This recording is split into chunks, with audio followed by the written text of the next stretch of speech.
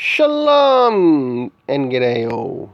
This is Tehillim29, doing a Fool's Gold review for Rainbow Press and Comics.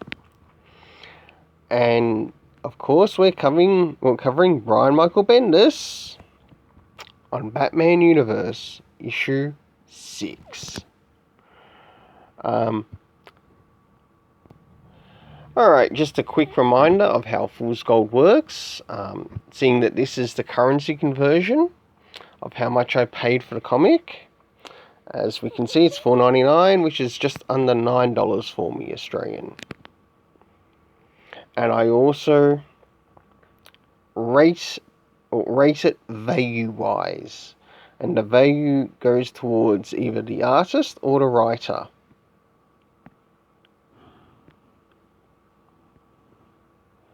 Alright, so let's get to rating the cover and how it works with the story.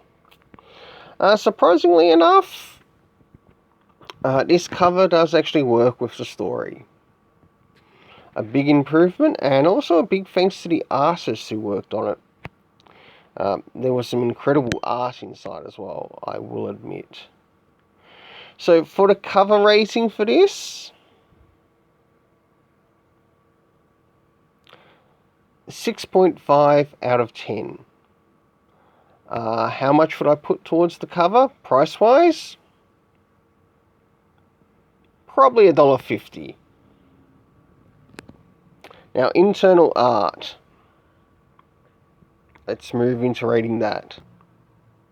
Now, just ignoring the text in this, and just looking at the theme that's being shown here at the beginning, I really enjoyed this scene. And here's another scene that also stood out, which was quite interesting. Of course, we can see Vandal Savage up against Batman.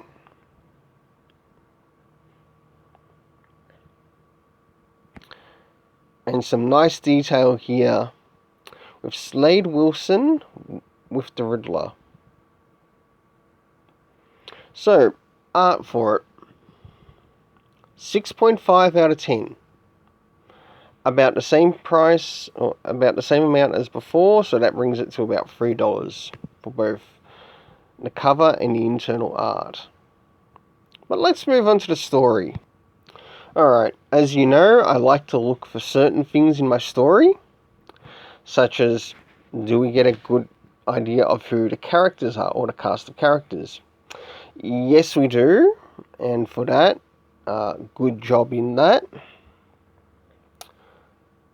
What about place?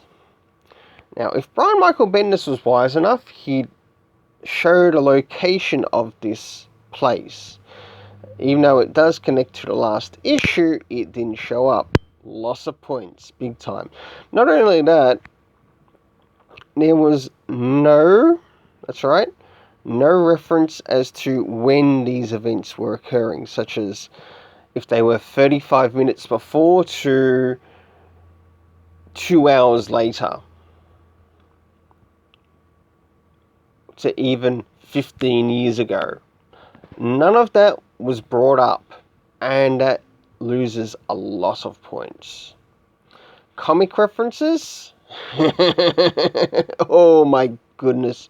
You can see that Brian Michael Bendis does not understand the Lantern lore, as I showed you in the last episode, or the last issue.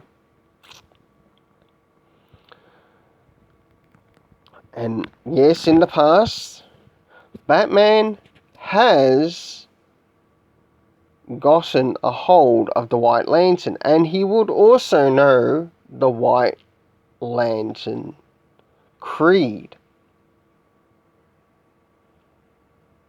So, as to Bendis, absolutely dumbing down Batman. Maybe it's to show how dumb Brian Michael Bendis is if he were an actual Batman. So, in the story rating,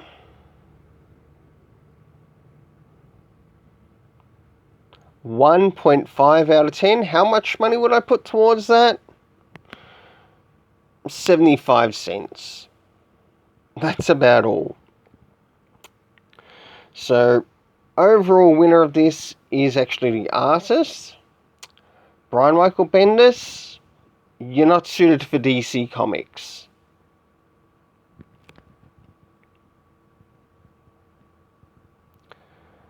But I will recommend one thing of Brian Michael Bendis's, and that's his Jinx World titles.